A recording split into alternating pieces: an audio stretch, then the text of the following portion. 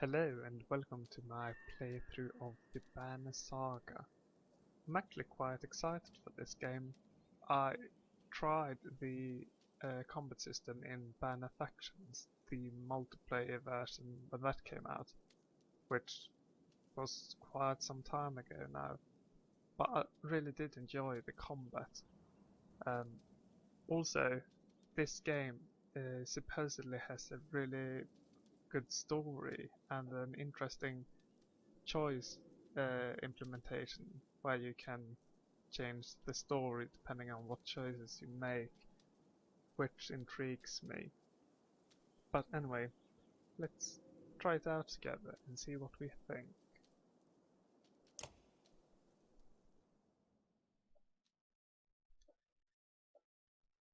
Indeed, the story is based on the choices you make. The gods are dead.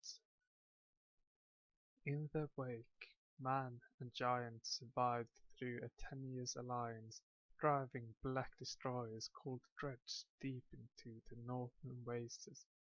Now is an era of growth and trade. Life goes on. Only one thing has stopped: the sun. Dun dun dun.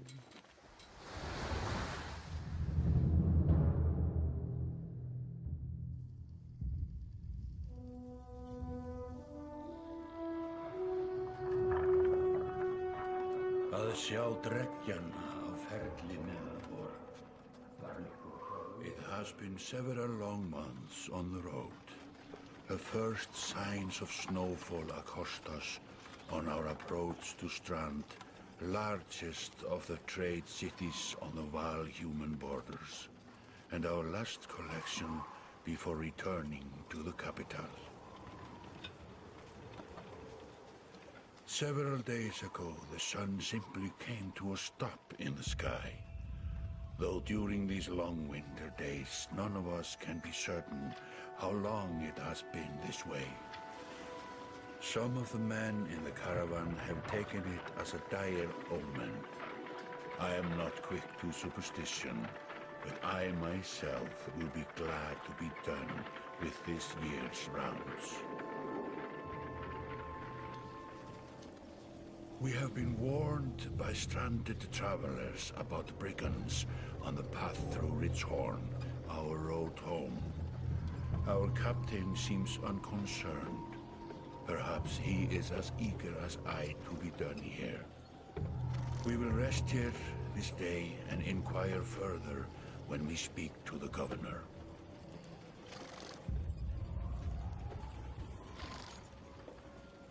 So, we are tax collectors and enter Strand. Komið skjótt! Komið í höfnina miklu!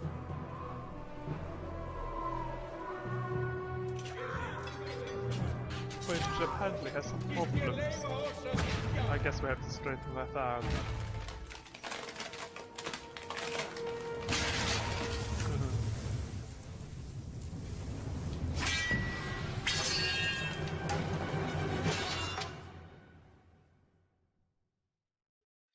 Okay, that's a nice opening. I'm excited.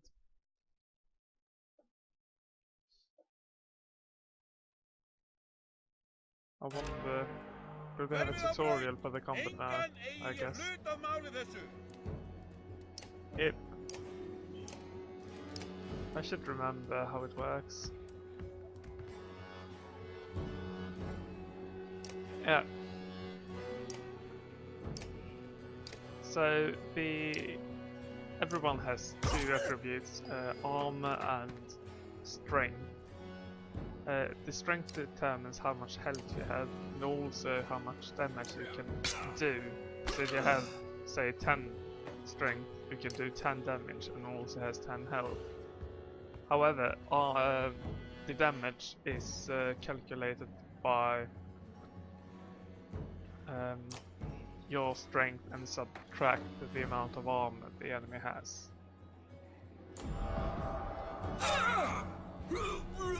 It works like that roughly, I think.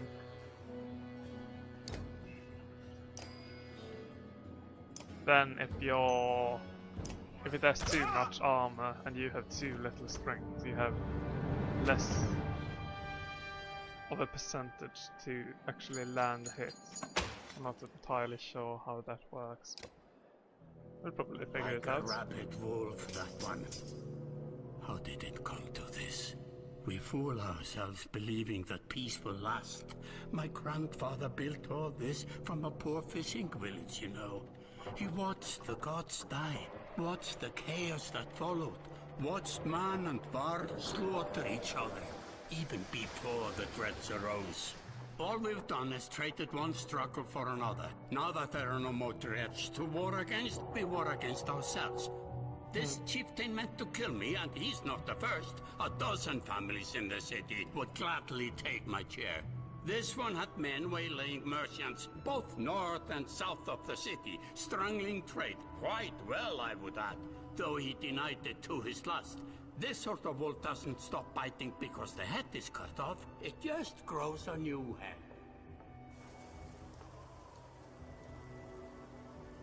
I'm in a bad way, my friend. Help me finish this fight and I'll gladly send you on your way with double our king's tithe. Take any men you need. They're loyal, I promise you that. They will meet you down in the proving grounds. He actually has a decent Nordic accent. Not perfect, but decent.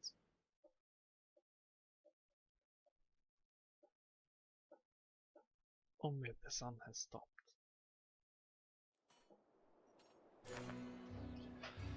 You're approached by a familiar man who walks in step with you as you're leaving the Great Hall. He cuts to the chase. Eric, steward of Strand.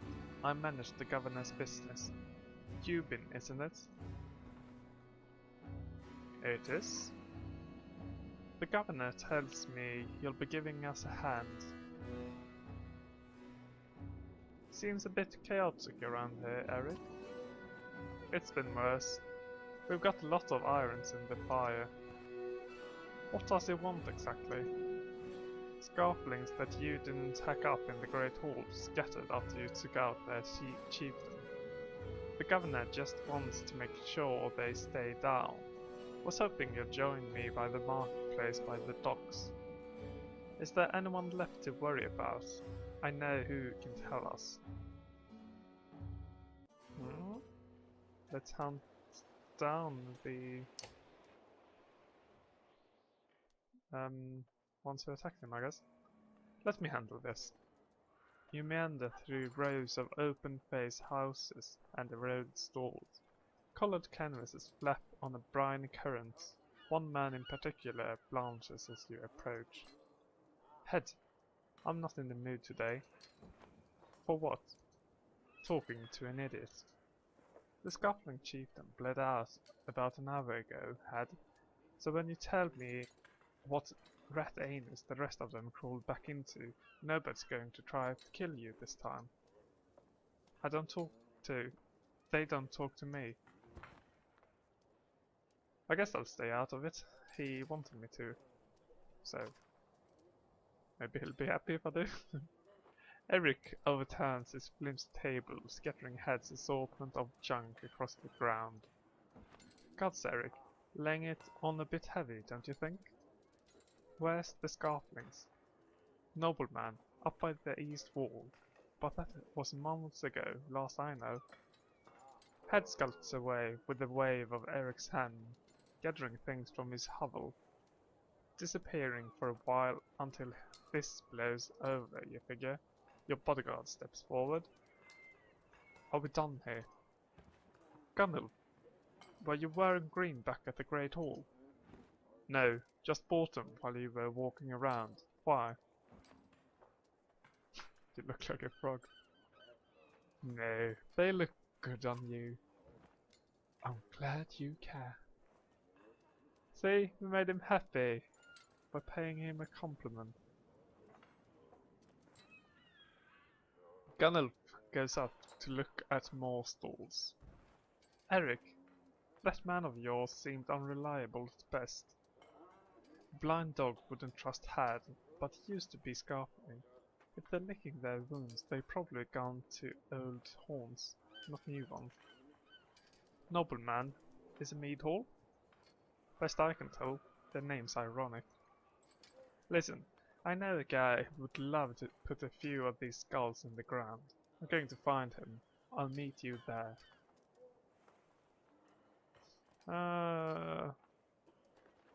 Sure. Obviously I'm done here. It's not up to me, my friend. Just make sure the governor remembers his promise. Double the usual tithe. I'll remind him. So I guess we're going into battle? Mead House. You arrive in front of what must be nobleman.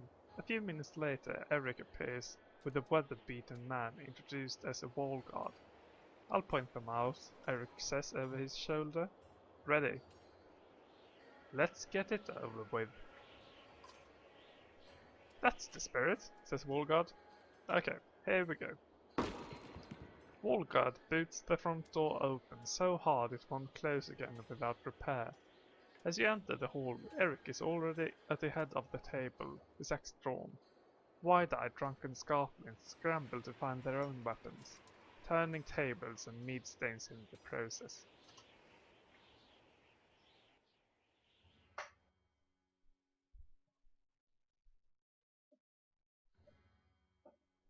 Oh, we get to fight. Okay, so you get to arrange your units before the match actually starts. And here's the order where they go. So I guess I want to keep him there so you can attack that guy. And I'll keep you there as a support, I guess. And we'll bring you as close to that side as possible. Let's do that even. So we have the middle secure, and then he can come from this side. I'll try. Oh. Well, that failed. I guess we could go there and do our stone wall. It's like a shield if I remember. Yeah, it blocks 3 damage. So we'll bait out some attacks and hopefully they won't damage us. Hey! Attack successful so far. So he'll go and then he'll go.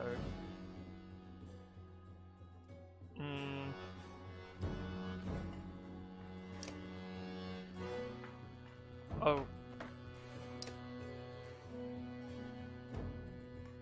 I guess I'll go and try to reduce as much health as possible before they have a turn. He'll be exposed though, which is a problem.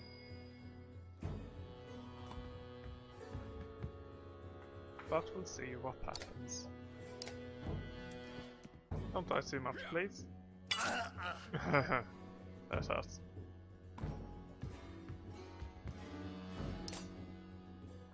Okay, this is overkill. Really bad overkill, but sure. Yeah, this probably was a terrible play.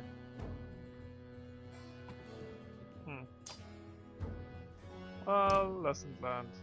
Ish.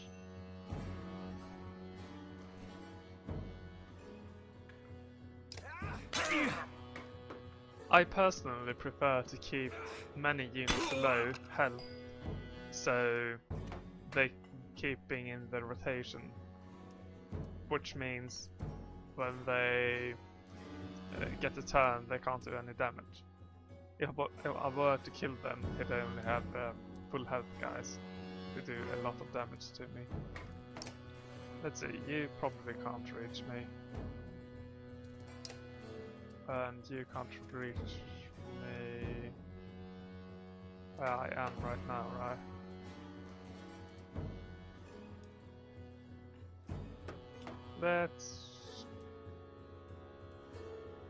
Let's go here.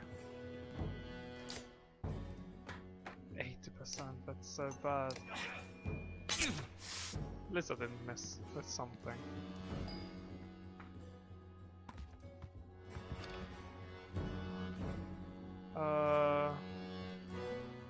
Guess you are a good target. We'll probably attack sooner.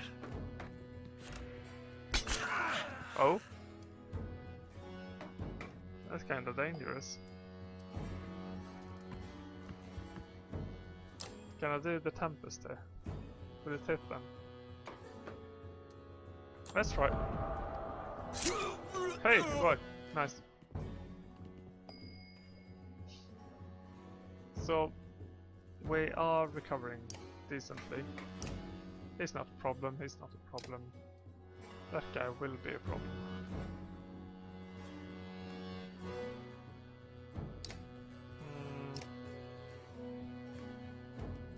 I guess we could go here and start bringing him down.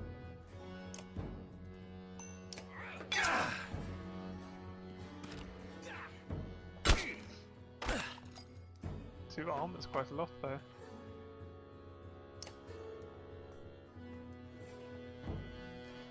I probably want to move you as far away as possible from the fight, so you don't take any more damage. Let's see. You're all low, so I guess I could beat you down. Yep, good choice. I will have to finish them soon though. His armor is really low. Ouch, ouch, ouch. That hurts. One should be fine. Let's deal with that guy. And he's a concern.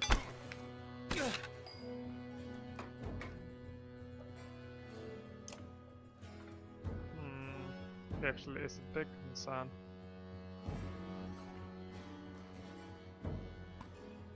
But I guess we can't.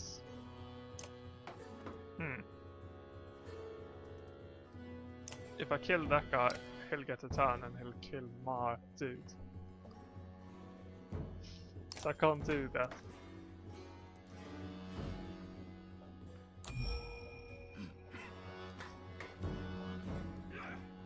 Ouch. This hurts so badly. Oh, and I can't escape. Brilliant. Like really brilliant. Bye bye. Ugh.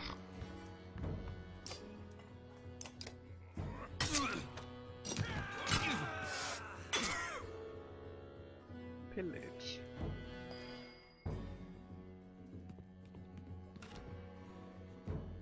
Don't want to get a kill with you. Can you do it?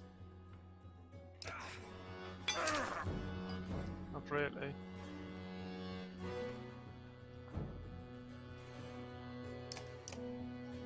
I want to get... Never mind this stupid game.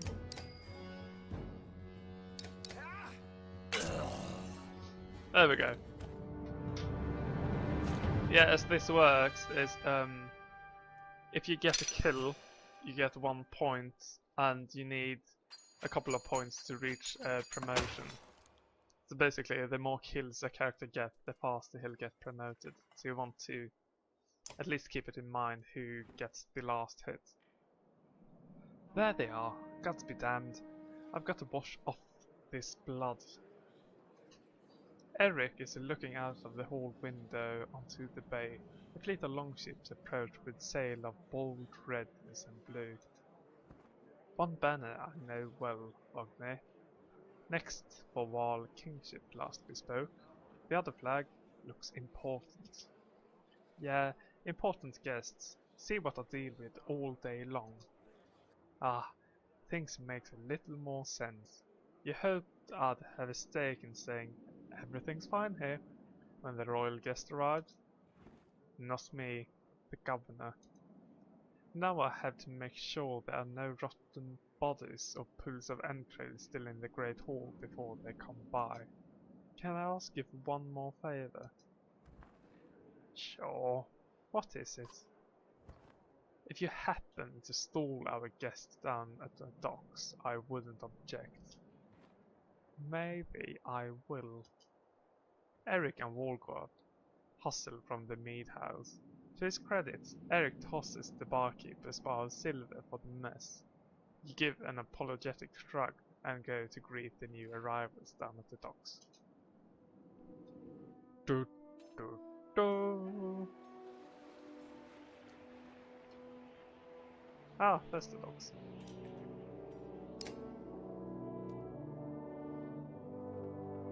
Wagner. A familiar Val steps onto the docks. In your mind you recall a much younger version trampling through the halls of Gottheim, abundant in purpose. So this is apparently the king-to-be of the Val, if I understand things correctly. God, Zubin, you're looking ancient. Comes with being old, and if there is Wagner, there must be Hakon. Must there? Still bleeding tributes from the poor and stupid old yokes? At what age do you lose a sense of shame? Jordunder demands it, and I'll take over lingering death in Gottheim. Speaking of, I had no sense that you were so far from home. Just returned from Oberang, in fact. And glad for it. Hakon motions to the ship in the other bay. Sail still fluttering, golden wolf head emblazed on red.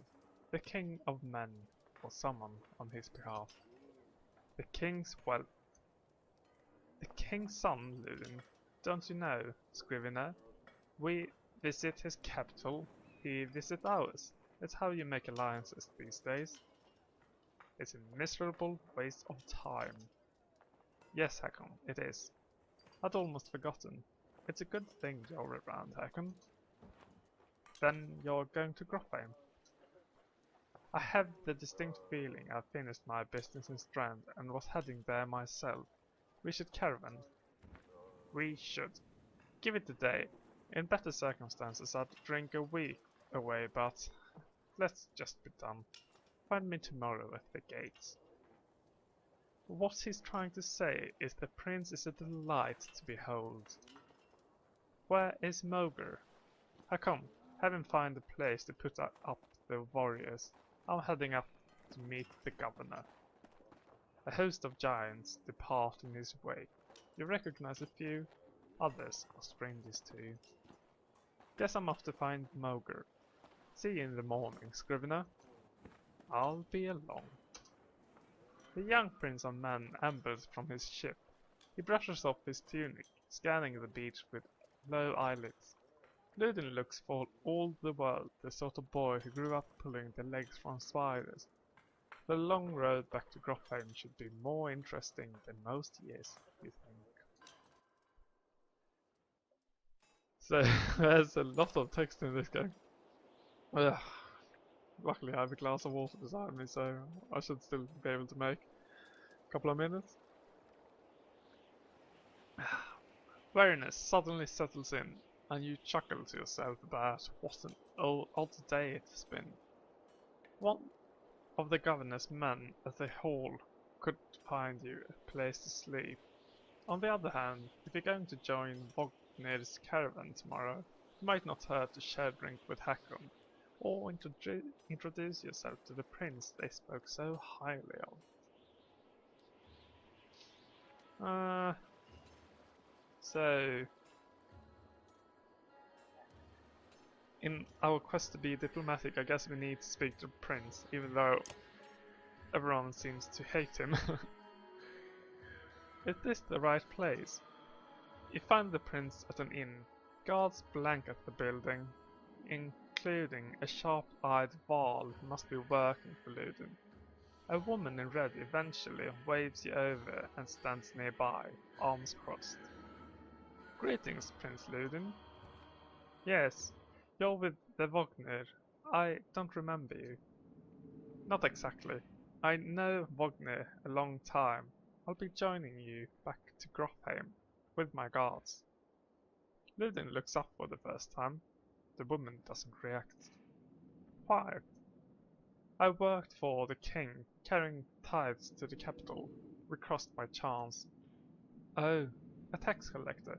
Fine company. What do you mean? What do you want? What do we want? I guess we just want to introduce ourselves. You collect taxes for the Val territories. A true pleasure. Yes. An awkward hangs in the air like thick fog. You take the opportunity to depart. So that went brilliantly. Oh, we can talk to him as well apparently. Scrivener! You find Hakon in a mead house surrounded by other Val. Strand is no stranger to Val, but rarely sees this many. Hakon waits over you. Went straight for the flagon. Wagner's the one who agreed to pass up a drink. I wasn't invited to the governor's hall anyway. You already missed the massacre. Every year I make the rounds collecting taxes. Every year it's the human settlements that gives me trouble. No surprise. What's this time? When I got here, the great hall was already full of bodies. We added a few more. Huh, humans. I guess if I only lived as long as in Oxford, I might be desperate to make something of myself too. It's not too late to start trying, Hakon. Hakon lets slip a low chuckle. Any Val could recount his deeds, known as he is for cutting a sweat through Dredge at Wagner's side in the Second War, and regularly since then. Down here I'm a glorified bodyguard. You might have a point, just another reason to get back to Grofheim. Soon enough, I imagine. You drink until the mead house becomes overbearing, then step back into the cool air outside.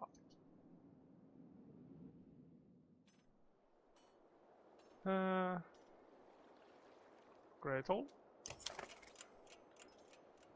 At dawn you are awoken by a delivery of goods. At least you think it's dawn. Damn hard to tell with the sun that never moves. The governor's crest adorned the supply crates. All there, just as promised, to your mild surprise. You wonder if Eric had anything to do with that. Your guards take the treasure wagon down to the gates. Wagner is already there. A while later, Ludin and his men appear, groggy and disheveled. Moger steps forward. Wagner's quartermaster, if you recall correctly, in charge of his unwieldy entourage of warriors. You know him only in passing. He asks if you are ready to depart. And we are ready. You follow Mugger and join the others. Usually the smaller doors set into the gates would be enough to enter or leave the city, but the town guards have been told to push them open entirely. They mutter things under their breath they are best not to be heard. Perhaps the governor expected you to draw a crowd, but there's nothing of the sort. Just frustrated, tired people. It summarizes Strand well as a whole, you think. Let us be off.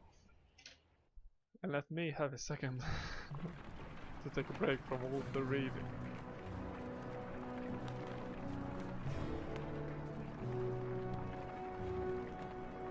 It really felt like I stumbled more upon the words as time progressed. But it's fine. They get really good so far though, I think. I mean, I already knew the combat was nice, but the story is intriguing. The caravan stops for the day. Gift, says Moger, cracking open a mead cask. From our gracious friend, the Governor of Strand. Hours pass with decorous laughter as the mead is passed throughout the camp. I don't know. I guess we'll join the party. Drink a lot. It's not often you get a chance to relax on the road. The odds of something happening to the treasure cart is low, especially in this company, so you take advantage. Please don't rob us. You rise groggily. The campsite is a casualty of merriment. Moga is already kicking warriors awake when you spot Ludin stalking your direction. He sidesteps sleeping bodies. Better wake up, you nudge Vognir, your need. Ah, it's Ludin. Always a pleasure.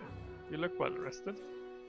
Vognir releases a caged yawn and receives a hard-eyed stare in return. How long to Gropheim? We're only 2 days out of Strand, you know. Come, I'll show you on the map.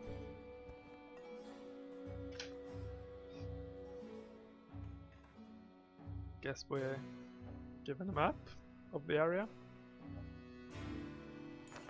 Oh.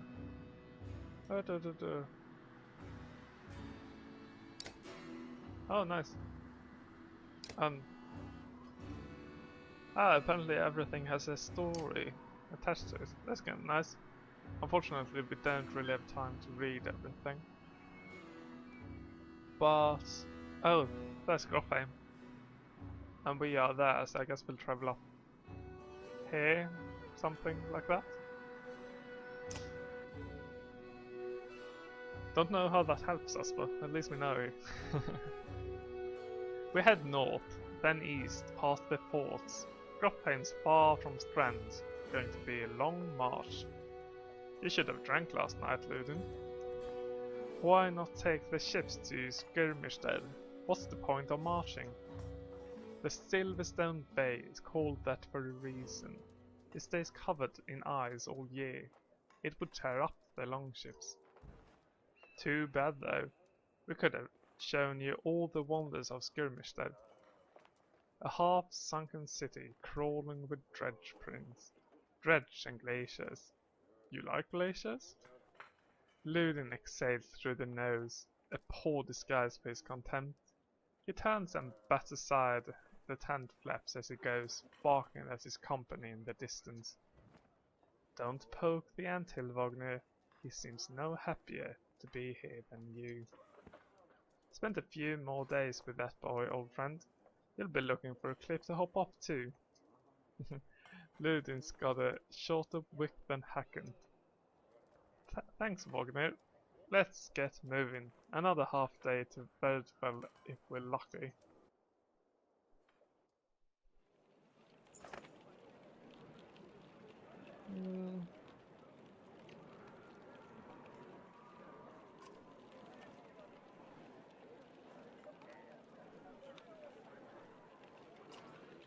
Okay, so time passes by, but basically we can rest in camp, and rest recovers our heroes who are wounded in battle, and it also raises morale. The downside is it consumes rations, which we have a limited number of, so we can't rest indefinitely. So we have to manage that, I assume, on our journey. Heroes tents.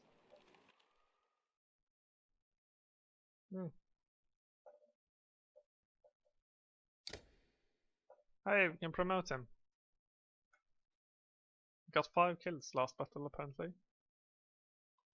Or maybe the tutorial is also counted. It's 2, 3, 4.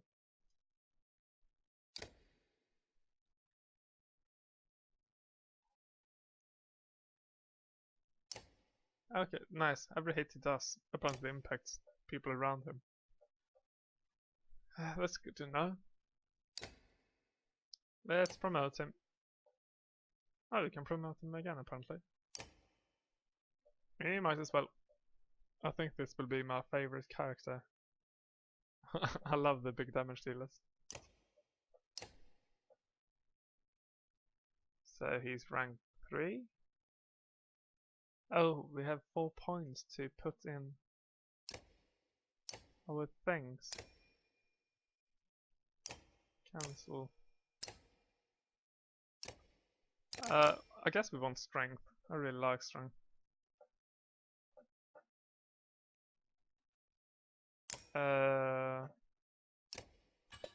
Oh. Ability, armor, strength, willpower,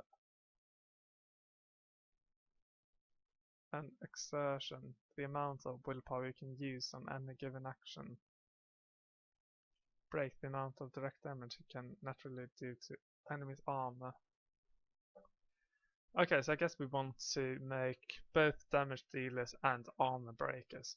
And this one is clearly a damage dealer, so we max out strength. But we also want to grab those two and a couple of armor. Armor for defense, but I'll make him a glass cannon, I think. So we'll get some willpower next. And maybe just a few points in armor if we can afford it later. Let's see. Ludin hasn't killed anything. Not Hakon either. Or not Moga. Okay, good to know.